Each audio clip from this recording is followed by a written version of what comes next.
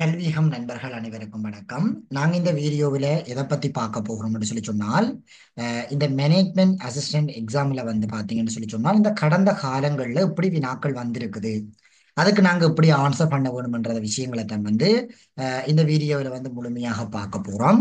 So வீடியோவை skip பண்ணாம முழுமையாக பாருங்க. உங்களுடைய சந்தேகங்களை வந்து இதுல கமெண்ட் பாக்ஸ்ல வந்து நீங்க டைப் பண்ணுங்க. நான் அதுக்கேற்ற மாதிரி உங்களுக்கு ரிப்ளை பண்ணுவேன்.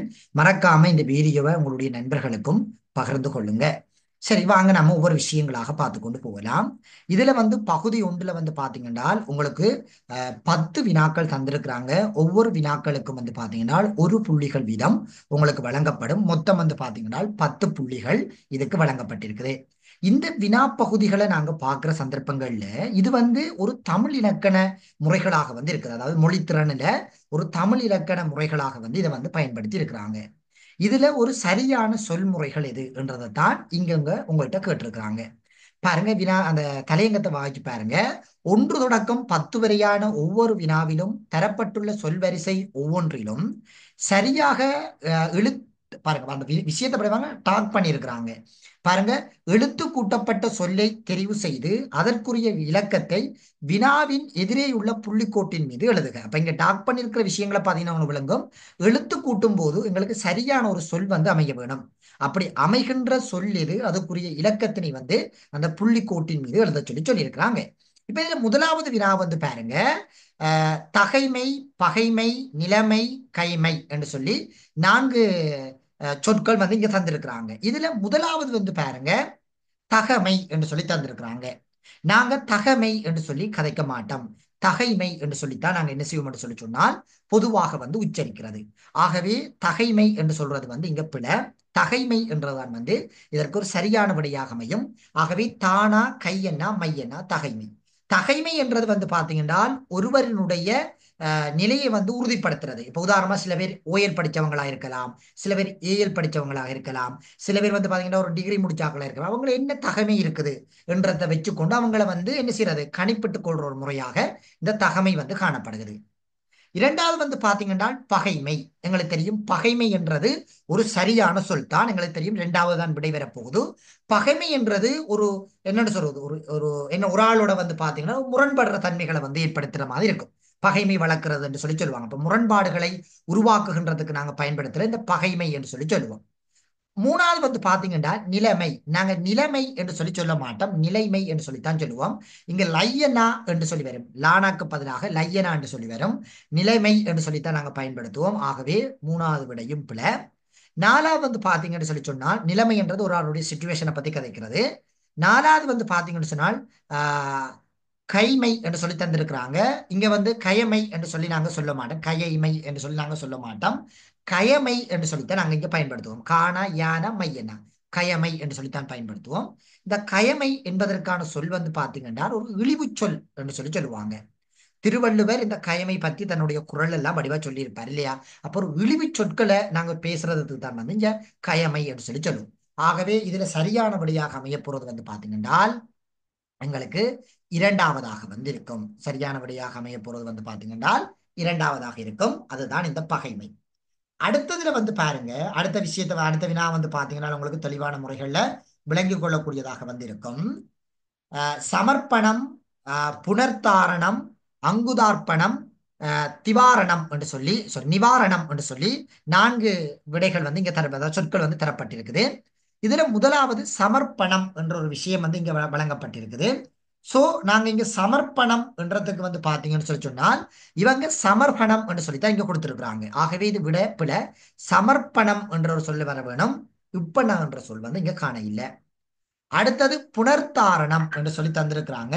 இதுல வந்து நாங்க சரியான வகையில உச்சரிச்சோம்னு சொன்னால் புனருத்தாரணம் என்று சொல்லி இங்க 3 சுழி நாணா வந்து வரும். இங்க 2 சுழி நாணா தந்திருக்கிறாங்க. ஆகவே அதுவும் பிழை. மூன்றாவது அங்குதார்ப்பணம். அங்குதார்ப்பணம் எங்களுக்கு சரியான விடையாக அமையும். நாலாவது நிவாரணம் என்று சொல்லி தந்திருக்கிறாங்க. இங்க நிவாரணத்துக்கு வந்து பாத்தீங்கன்னா 3 சுழி நாணா வரும். ஆகவே இங்க சரியான விடையாக அமைய போறது வந்து பாத்தீங்கன்னு சொல்லி சொன்னால் அங்குதார்ப்பணமாக வந்து இருக்கும். அடுத்தது பிரச்சினை, நிச்சயம், மேற்கோள், ஆராய்ச்சி என்ற 4 வினாக்கள் தந்திருக்கிறாங்க. 4 சொற்கள் தந்திருக்கிறாங்க. இதுல பிரச்சினை எங்களுக்கு தெரியும், பிரச்சினை ஒரு சரியான சொற்கள் தான். நிச்சயம் என்று சொல்ல மாட்டோம், நிச்சயம் என்று சொல்லி சொல்லுவோம். நீனா இச்சன்னா சான யான உம்மன்னா நிச்சயம் என்று சொல்லி சொல்லுவோம். ஆகவே நிச்சயம் என்றது பிழை. அடுத்தது மேற்கோள் என்று சொல்லி கதைப்போம். இங்க வந்து பாத்தீங்கன்னா இக்கனா சொல்லியிருக்காங்க, மேற்கோள் என்றதான் நாங்க கதைப்போம். மேற்கோள் என்று இக்கனா போட்டு கதைக்கிற இல்லை. ஆகவே இதுக்கும் ஒரு பிழையான விடை. நாலாவது ஆராய்ச்சி என்று சொல்லி கதைச்சிருக்காங்க, ஆராய்ச்சி என்றுதான் சரியான விடை. ஆவண்ணா ராவண்ணா ஈயண்ணா இச்சன்னா சீனா ஆராய்ச்சி என்பதுதான் எங்களுக்கு சரியான ஒரு சொல்லாக வந்து அமையும். ஆகவே இதுல சரியான விடை பிரச்சனை என்றதாக வந்து இருக்குது. அடுத்தது பாராளுமன்றம் பார்த்த உடனே உங்களுக்கு பிழை, லூனா வந்து பிழையாக இருக்குது. அடுத்தது நிறுவனம் என்று சொல்லி வந்திருக்குது, நிறுவனம் இல்ல, அது வந்து நிறுவனம் ஒரு பெரிய ரூணா வரும். திணைக்களம் என்று சொல்லி தந்திருக்கிறாங்க. சோ இங்க திணைக்களத்துக்கு நாங்க 3 சுழி நானா தான் போடுவோம். ஆகவே நாலாவது பிழை, மூணாவது பிழை. நாலாவது பல்கலைக்கழகம் என்றதுதான் இங்க சரியான விடையாக வந்து அமைய பெற்றிருக்கும். அஞ்சாவது தாழ்வாரம், சுகவீனம், துறப்புக்கோர்வை, மேம்பாடு என்று 4 சொற்கள் தரப்பட்டிருக்குது. தாழ்வாரம் என்று சொன்னால் இங்க கொம்பு லானாக்கு பதிலாக மௌலகர லானா என்றதுதான் வரும். ஆகவே ஐந்தாவதுல முதலாவது வந்து பிழையான ஒரு சொல்லாக வந்திருக்குது. இரண்டாவது சுகவீனம், சுகவீனம் தான் சரியான விடை. துறப்பு கோர்வை என்று சொல்லி நாங்க இங்க தந்திருக்காங்க, திறப்பு கோர்வை என்று சொல்லி தான் திறப்பு கோவை என்று வந்திருக்காங்க. திறப்பு கோர்வை இரணா என்ற ஒன்று வந்திருக்க வேணும். நாலாவதுல வந்து பாத்தீங்கன்னா மேம்பாடு என்று தந்திருக்காங்க, அப்படி மேம்பாடு இன்னனாக்கு பதிலாக இம்மனா வந்திருக்க வேணும். ஆகவே இங்க சரியான விடையாக அமைய போறது இரண்டாவதாக வந்து இருக்குது. அடுத்தது தவிசாளர், உறுப்பினர், செயலாளர், முகாமையாளர் என்று சொல்லி தந்திருக்கிறாங்க. எங்களுக்கு தெரியும் உறுப்பினர் பெரிய ரூணா வர வேணும், செயலாளருக்கு இங்க கொம்புலானா வர வேணும், முகாமையாளருக்கும் இங்க கொம்புலானான்றது வந்திருக்க வேணும். ஆகவே சரியான விடையாக அமைய போறது வந்து பாத்தீங்கன்னா தவிசாளராக வந்து காணப்படும். அடுத்தது ஏழாவது காய்ச்சல், நீரழிவு, குருதிச்சோகை, மஞ்சட்காமாலை. இப்ப இதுல எங்களுக்கு தெரிய வேணும் காய்ச்சல் என்று சொல்லித்தான் வரும், காய்ச்சல் என்று வராது. காவன்னா ஈயன்னா இச்சன்னா சானா இன்னன்னா காய்ச்சல் என்று வந்திருக்க வேணும். ஆகவே அது பிழையான சொல். இரண்டாவது நீரழிவு என்று தந்திருக்காங்க, நீரிழிவு என்று சொல்லி வரும். நீ என்ன ரீனா லீனா மூனா, இங்க ராணா தந்திருக்காங்க, அதுக்கு பதிலாக ரீனாக வரும். ஆகவே இரண்டாவது விடையும் பிழை. குருதிச்சோகை என்று சொல்லி இங்க தந்திருக்காங்க, இங்க குருதிச்சோகை என்று தந்திருக்காங்க, இதுக்கு சரியான விடையாக வர வேணும் குருதிச்சோகை. பெரிய ரூணாக்கு பதிலாக சின்ன ரூணா வந்திருக்க வேணும். குருதிச்சோகை தான் சரியான விடை, சரியான விடை சொல்லாக வந்திருக்கும். இது வந்து ஒரு பிழையான சொல்லாக வந்து இருக்குது. ஆகவே இதுக்கு சரியான விடை மஞ்சட்காமாலை என்றதுதான் வந்து சரியான விடையாக வந்து இருக்கும். எட்டாவது செலவாணி, நாகரீகம், அழைப்பாணை, வர்த்தகமானி. இங்க செலவாணி என்று சொல்லி சொல்ல மாட்டோம், செலாவணி என்று சொல்லி சொல்லுவோம். ஆகவே இங்க பாவனா வராது, வானாதான் வரும். நாகரீகம் என்று சொல்லி நாங்க இங்க என்னன்னு சொல்லி சொன்னால் பெரும்பாலும் கதைக்கு பற்றி நான் சொல்ல மாட்டேன், நாகரிகம் என்றுதான் கதைப்போம். சோ இதுக்கும் வந்து எங்களுக்கு பிழையாக வந்திருக்கும். அழைப்பாணை, அழைப்பாணை என்றது எங்களுக்கு சரியான விடை. வர்த்தகமானி என்று சொல்லும் போது நாங்க இங்க 2 சுழினாதான் இங்க நாங்க பயன்படுத்துவோம். ஆகவே சரியான விடை மூணாவதாக இருக்கும். அடுத்தது பாருங்க, 9வது வாழ்கை, சர்ச்சை, ஜதார்த்தம், கைனு. இங்க எங்களுக்கு வாழ்கை என்று சொல்ல மாட்டோம், வாழ்க்கை என்றுதான் சொல்லுவோம். ஆகவே முதலாவது பிழை. அடுத்தது வந்து பாத்தீங்கன்னா சர்ச்சை, சர்ச்சை என்றதும் எங்களுக்கு பிழையான ஒரு விடை. சர்ச்சை என்றது வந்துதான் எங்களுக்கு சரியான விடையாக அமைய போகுது. அடுத்தது வந்து பாத்தீங்கன்னா ஜதார்த்தம், ஜதார்த்தம் என்றது வந்து பாத்தீங்கன்னா இங்க வந்து ஜதார்த்தம் என்று சொல்லி வந்திருக்க வேணும். ஜாவண்ணா தாவண்ணா இறன்னா இத்தன்னா தானம்மன் ஜதார்த்தம் என்று வந்திருக்க வேணும். கை நூல் என்று, கை நூல் என்று பார்த்தீங்கன்னா கை என்ன இந்த ஒன்று வந்திருக்க வேணும், அது வரை இல்ல, கை நூல் என்று வந்திருக்குது. ஆகவே இங்க சரியான விடையாக அமைய போறது வந்து பாத்தீங்கன்னா சர்ச்சையாக வந்து இருக்கும். 10வது தீர்க்கதரசி, கலைக்களஞ்சியம், புடைவை, அடுத்தது உபநியாசம் என்று சொல்லி தந்திருக்குது.